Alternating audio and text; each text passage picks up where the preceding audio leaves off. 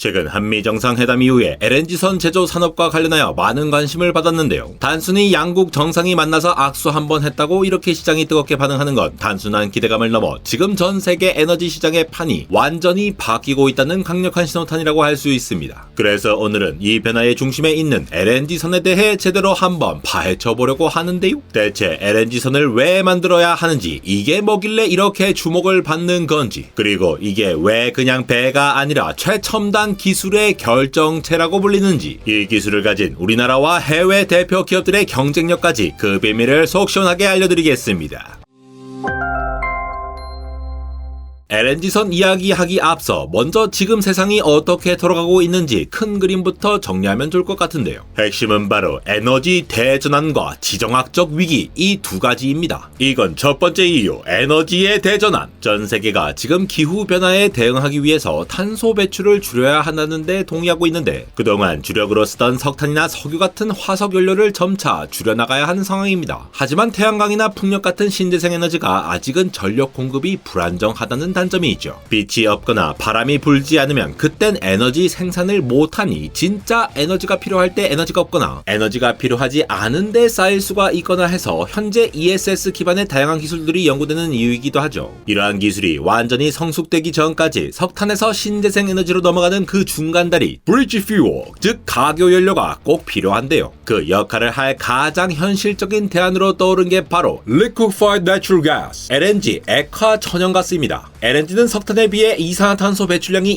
20% 이상 적고 미세먼지나 황산화물은 거의 배출하지 않아서 훨씬 깨끗하기에 전문가들은 앞으로 최소 20에서 30년간 LNG의 시대가 될 거라고 보고 있습니다. 이건 두 번째 이유, 지정학적 위기입니다. 우크라이나 전쟁이 터지면서 전 세계 에너지 시장이 발칵 뒤집혔죠. 특히 유럽은 그동안 러시아가 파이프라인으로 보내주는 값싼 가스에 크게 의존하고 있었는데요. 전쟁 이후 에너지 안보에 빨간불이 켜진 겁니다. 그래서 유럽 국가들은 러시아산 가스 의존도를 줄이기 위해 필사적으로 다른 공급처를 찾기 시작했고, 그 빈자리를 채워줄 구원투수로 미국산 LNG가 급부상한 것인데요. 미국은 셰일 혁명 덕분에 세계 최대의 천연가스 생산국이 됐거든요. 그런데 이 미국산 LNG를 유럽이나 아시아로 실어 나르려니 당연히 배가 필요하겠죠? 바로 이 지점에서 LNG 운반선에 대한 수요가 폭발적으로 증가하게 된 겁니다. 최근 한미 정상회담은 바로 이 흐름에 쐐기를 박은 사건이라고 평가받는데, 한국이 미국산 LNG를 장기간 안정적으로 사오기로 약속하면서 수십억 달러가 들어가는 LNG 플랜트나 운반선 같은 거대 프로젝트의 정치적 불확실성이 사라진 것입니다. 자, 그럼 이제부터가 진짜 본론입니다. LNG 선이 왜 그냥 가스 나르는 배가 아니라 최첨단 기술의 집약체라고 불리는 걸까요? 가장 큰 기술적 도전 과제들을 중심으로 설명해 드리겠습니다. 첫 번째 도전, 영하 163도의 초저온을 견뎌라. LNG는 천연가스를 영하 163도로 냉각해서 액체로 만든 겁니다. 이렇게 하면 부피가 기체일 때보다 600분의 1로 줄어서 배로 한 번에 엄청난 양을 실어 나를 수 있게 된 거죠. 너무나도 엄청난 장점을 가진 이 방식을 활용하려면 해결해야 하는 문제도 존재할 수밖에 없는데요. 바로 어떻게 영하 163도의 액체를 이송하는 동안 안전하게 보관하느냐입니다. 이걸 해결하는 기술이 바로 LNG선의 심장, 바다 위의 거대한 보온병이라 불리는 Cargo Containment System, 화물창 기술입니다. 과거 LNG 화물창은 모스형이라는 방식이 줄을 이뤘습니다. LNG선 사진에서 배 위로 커다랗고 동그란 돔이 솟아있는 모습을 보셨다면 바로 그게 모스형 탱크인데요. 선체와 분리된 거대한 구형의 독립 탱크를 배 안에 탑재하는 방식으로서 구조적으로는 매우 튼튼했지만 탱크 주변에 버려지는 공간이 너무 많아 공간 효율성이 떨어진다는 결정적인 한계가 있었죠. 그래서 이 문제를 해결하기 위해 등장한 것이 바로 지금의 대세인 멤브레인형이라는 방식입니다. 이건 배의 선체 자체를 탱크 벽으로 활용하는 기술인데요. 선체 안쪽에 특수 단열재를 여러 겹으로 붙이고 그 위에 얇은 금속막, 즉 멤브레인을 씌우는 방식입니다. 배의 네모난 공간을 빈틈없이 활용할 수 있어 과거 모스형보다 최소 15% 이상 더 많은 LNG를 실을 수 있게 되었죠. 근데 이게 기술적으로는 정말 까다롭습니다. 화물창 내벽에 붙이는 금속막의 두께가 고작 0.7mm 정도밖에 안 되기 때문인데요. 영하 163도의 초저온에서는 웬만한 금속은 수축하다가 깨져버리기 때문에 열에 의한 변형이 거의 없는 인바라는 특수 합금을 사용해야만 합니다. 이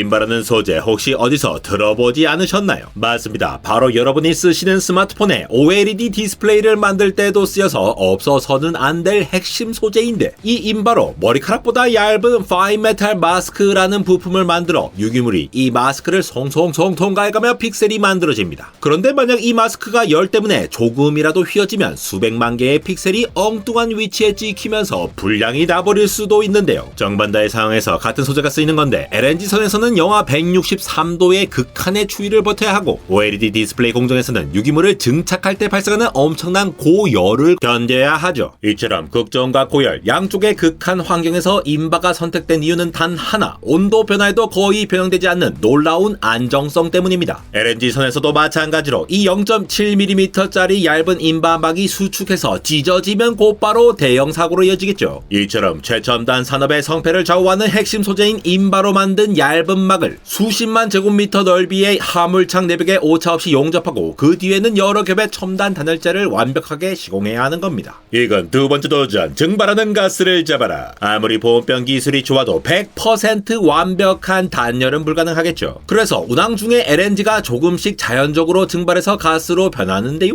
이걸 증발가스, Boil of Gas, BOG라고 부릅니다. 하루에 전체 화물의 약 0.1% 정도로 날아가는데, 이게 그냥 두면 탱크 안의 압력을 높여서 위험하기도 하고, 무엇보다 팔아야 할 비싼 화물이 공중으로 사라지는 거니까 엄청난 손실이라고 볼 수가 있죠. 그래서 이 BOG를 어떻게 처리하느냐가 LNG선 기술 발전의 역사 그 자체라고 할 수 있습니다. 가장 혁신적인 기술은 이중연료 듀얼 퓨얼 엔진인데요. 말 그대로 BOG와 선박용 경유를 모두 연료로 쓸 수 있는 엔진입니다. 버려지던 가스를 엔진 연료로 재활용하니까 효율이 극적으로 올라갔는데요. 여기에도 크게 고압으로 가스를 분사하는 MEGI 엔진과 저압으로 분사하는 XDF 엔진 방식이 경쟁하고 있습니다. 하지만 가장 완벽한 해결책은 바로 reliquefaction, 재액화 기술입니다. 이건 아예 배 위에 소형 LNG 공장을 하나 싣고 다닌다고 생각하시면 되는데, 증발해서 나온 가스 BOG를 포집해서 다시 영하 163도로 냉각시킨 다음 액체로 만들어서 화물창에 되돌려 놓는 기술입니다. 이렇게 하면 화물 손실을 제로에 가깝게 만들 수 있죠. 세 번째 도전, 육상 인프라와의 연계. LNG선이 바다 위를 떠다니려면 육상에도 엄청난 기술이 필요합니다. 천연가스를 액체로 만드는 액화 플랜트가 있어야 하는데요. 이 액화 공정은 거대한 냉동 압축기를 돌려야 하는 에너지를 엄청나게 잡아먹는 과정입니다. 이때 심장 역할을 하는 동력원으로 항공기 제트 엔진 기술에서 파생된 고성능 가스 터빈이 주로 사용되는 것이죠. 또한 이 거대한 공정이 쉴 새 없이 돌아가려면 열을 식혀주는 냉각 장치도 필수적입니다. 특히 물이 부족하거나 환경 규제가 엄격한 지역에서는 물 대신 공기로 열을 식히는 대형 공냉식 열교환기가 핵심적인 역할을 합니다. 이렇게 복잡하고 어려운 기술들을 여러 기업들이 각자의 위치에서 책임지고 있는데요. 이 거대한 LNG 생태계를 움직이는 중요한 플레이어들이 누구인지 한번 빠르게 훑어봅시다. 먼저 조선사입니다. 기술의 집약체 LNG선을 만드는 마스터 빌더인 조선사의 대표는 우리나라의 삼성중공업, HD현대중공업, 하나오션으로 대표되는 조선 빅3입니다. 전세계 LNG선 신규 발주량의 66% 이상을 차지하며 시장을 사실상 독점하고 있는데요. 우리나라 조선 3사 모두 고압 MEGI 엔진과 저압 XDF 엔진, 이 두 가지 상반된 방식의 엔진을 선주의 요구에 맞춰 완벽하게 건조할 수 있는 세계 유일의 기술력을 갖추고 있으며, 그 중에서도 각 조선사가 특히 더 많은 경험을 쌓아온 주력 분야가 나뉘기도 하죠. 특히 조선사들은 단순히 배를 잘 만드는 것을 넘어 연비를 한 방울이라도 더 아끼기 위한 최첨단 기술 경쟁을 벌이고 있는데요. 예를 들어 삼성중공업은 아주 흥미로운 기술을 개발해서 적용하고 있는데, 대표적인 것이 바로 세이버 에어라고 불리는 상당히 재미있는 기술이죠.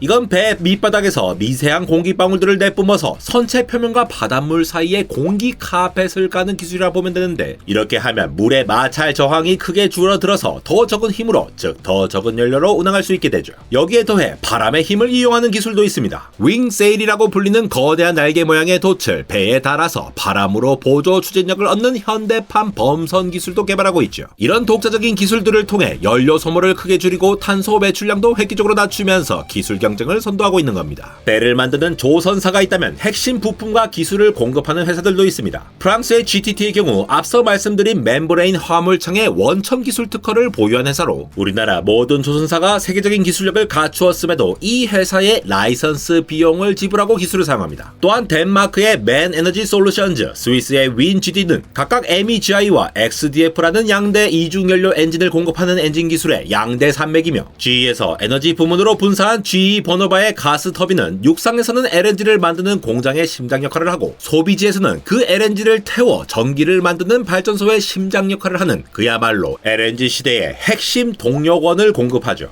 영하 163도씨를 지키는 마지막 방어선을 책임지는 기업들로는 우리나라 듀오가 있습니다. 바로 초저온 본행제 시장의 양대 산맥 동성 화이텍과 한국화분인데요. LNG선 한 척에 들어가는 본행제 가격이 수백억 원에 달할 정도로 부가가치가 매우 높은데 이 두 회사가 국내 조선 3사에 들어가는 물량을 거의 양분하고 있습니다. 동성 화이텍은 세계 최저 수준의 LNG 자연 기화율 BOR 기술력을 자랑하며 한국화분은 LNG 화물창의 2차 방벽 기술 국산화에 성공하는 등 독보적인 기술력을 가지고 있습니다. 마지막으로 바다가 아닌 육지에서 LNG 생산의 심장을 만드는 기업입니다. 바로 S&T 에너지인데요. LNG 골드러시 시대에 가장 확실한 곡괭이를 파는 기업으로 불리는 S&T 에너지는 주력 제품이 LNG 액화 플랜트의 필수 장비인 공랭식 열 교환기로 특히 미국의 LNG 수출 터미널이 대거 건설되면서 북미양 매출이 급증하고 있는데요. 아예 미국 루이지애나 주에 현지 생산 공장을 설립하며 미국 시장을 정주둔하고 있죠. 또한 AI 데이터 센터의 폭발적인 전력 수요로 LNG 발전소 건설이 늘어날 것으로 예상되면서 발전소 효율을 높이는 배열 회수 보일러 HRSG 사업도 새로운 성장 동력으로 주목받고 있습니다. 이렇게 주목받는 LNG 산업, 물론 장밋빛적만만 있는 것은 아닙니다. LNG가 넘어야 할 기술적 산도 분명히 존재하는데요. 가장 큰 숙제는 메탄 슬립 문제입니다. LNG의 주성분인 메탄은 사실 이산화탄소보다 단기적으로 80배 이상 강력한 온실가스인데요. 만약 생산 과정이나 엔진에서 미처 다 타지 못한 메탄가스가 아주 조금이라도 대기 중으로 새어나간다면 LNG의 친환경성이 크게 퇴색될 수 있습니다. 또 다른 리스크는 좌초자산의 위험입니다. 지금 짓는 LNG선이나 관련 시설들은 앞으로 수십 년을 내다보고 하는 투자인 건데, 그런데 만약 예상보다 훨씬 빨리 수소나 암모니아 같은 완전한 무탄소 에너지 기술이 상용화된다면 이 비싼 LNG 인프라들이 수명을 다 채우지도 못하고 애물단지가 되어버릴 수도 있다는 우려죠. 결국 LNG는 완벽한 정답이라기보다는 우리가 탄소 중립이라는 최종 목적지로 가기 위해 반드시 거쳐야 할 가장 현실적인